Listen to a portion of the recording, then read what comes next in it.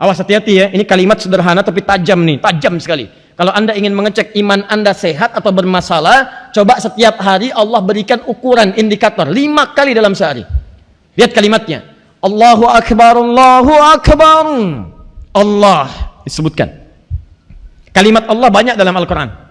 Allahu la ilaha illa huwal hayyul qayyum. Bismillahirrahmanirrahim. Allah. Alhamdulillahi rabbil alamin. Lillah Allah. Allah.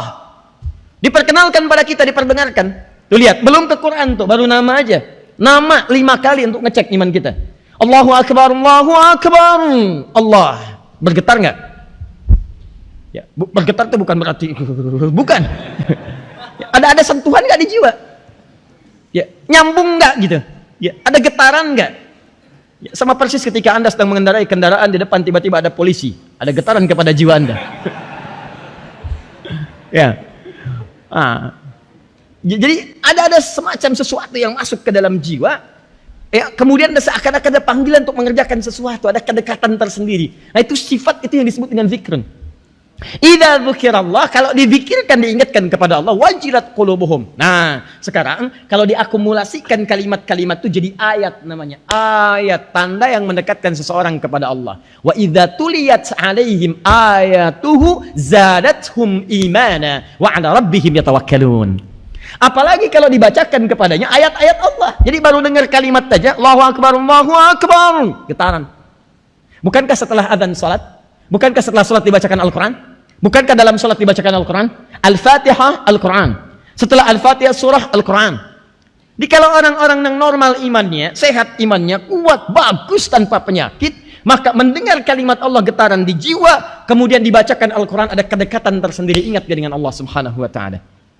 Sekarang saya tanya pada Anda, dari 5 kali sehari dengar adzan, berapa perubahan tingkat keimanan Anda? Coba katakan pada diri sendiri. Boleh jadi diberi kesempatan hidup sampai dengan malam ini, supaya kita mengecek sebelum pulang, pastikan iman kita sehat. Fisik Anda sehat, tapi iman Anda sakit, punya masalah ketika berhadapan dengan Allah Subhanahu wa Ta'ala. Rumah Anda sehat, tapi rizki yang dibeli dengan cara yang sakit, maka Anda akan punya masalah ketika menghadap Allah Subhanahu wa Ta'ala. Mata Anda sehat, tapi fungsi matanya sakit, punya masalah dengan Allah Subhanahu wa Ta'ala.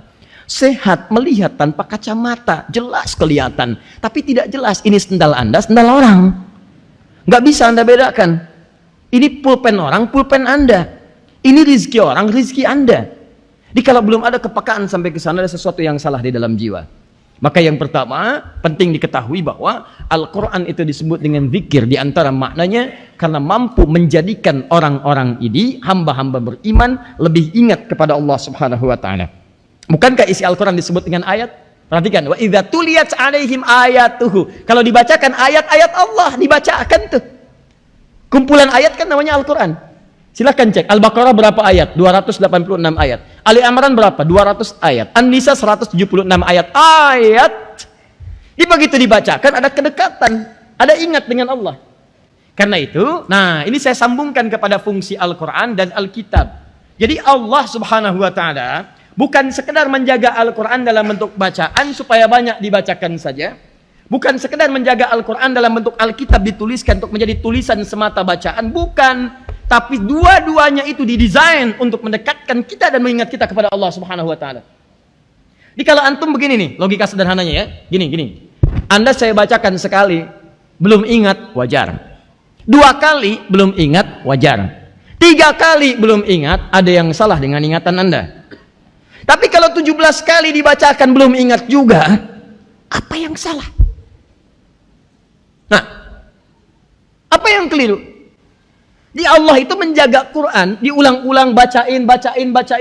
Bahkan anak kecil bisa baca, yang nggak bisa lihat bisa baca, yang bisa lihat bisa baca, yang kecil, yang tua, yang muda, yang sepuh, yang pasca, yang purna bisa. Bahkan bukan sekedar baca, bahkan bisa menghafalkannya. Apa fungsi faedah dari itu semua? Untuk menjaga supaya Anda, kita, saya ingat dengan Allah. Itu fungsinya.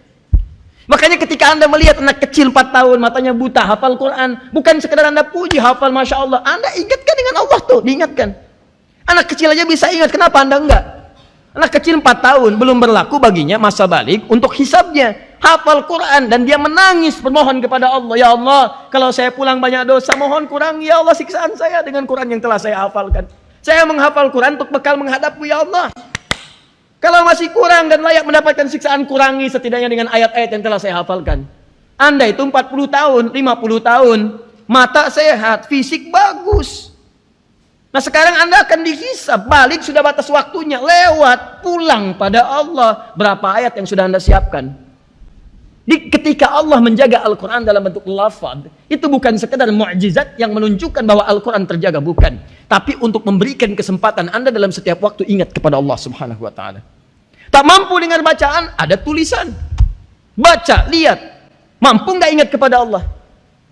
Jadi pertama kali yang ingin saya sampaikan adalah kenapa Allah menyampaikan bentuk penjagaan Al-Quran dengan menggunakan kata zikr, mencakup kedua-duanya, Alkitab dengan Al-Quran. Bukan sekedar ingin menunjukkan saya jaga Quran ini sebagai mukjizat dari saya, bukan. Tapi ada pesan yang sangat dalam bahwa saya jaga Al-Quran sampai dengan kapanpun tidak akan berubah, tidak berkurang maknanya, tidak berkurang hurufnya, kalimatnya, bahkan harakatnya. Fungsi dari semua itu adalah supaya kalian ingat kepada saya.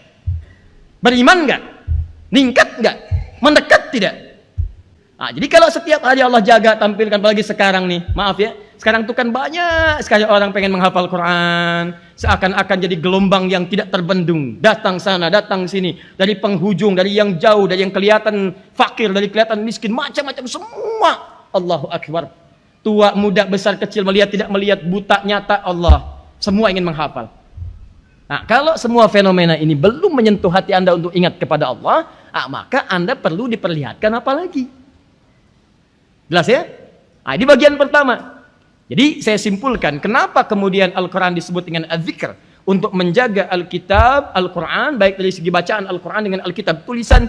Di antara faidahnya Allah ingin menekankan bahwa saya tegaskan, jangan ragu, tanamkan dalam jiwamu, semua itu bukan hanya untuk kebanggaan, menunjukkan bahwa Islam itu benar, kitabnya benar, tidak ada keraguan, tapi iman kalian menguat atau tidak. Cobalah dicek. Coba dicek, setiap hari ini terjadi penguatan iman atau tidak, dan coba rasakan. Kita kan bertarung sekarang dengan kematian. Nggak tahu kapan kita pulang. Kita nggak tahu kapan pulang. Ingat, kita sangat yakin kita akan meninggal. Tapi setiap kita bisa memilih wafat dalam keadaan yang tenang atau meninggal dalam keadaan yang sangat gelisah. Wafat dalam keadaan tenang atau meninggal dalam keadaan yang sangat tidak nyaman, itu pilihan.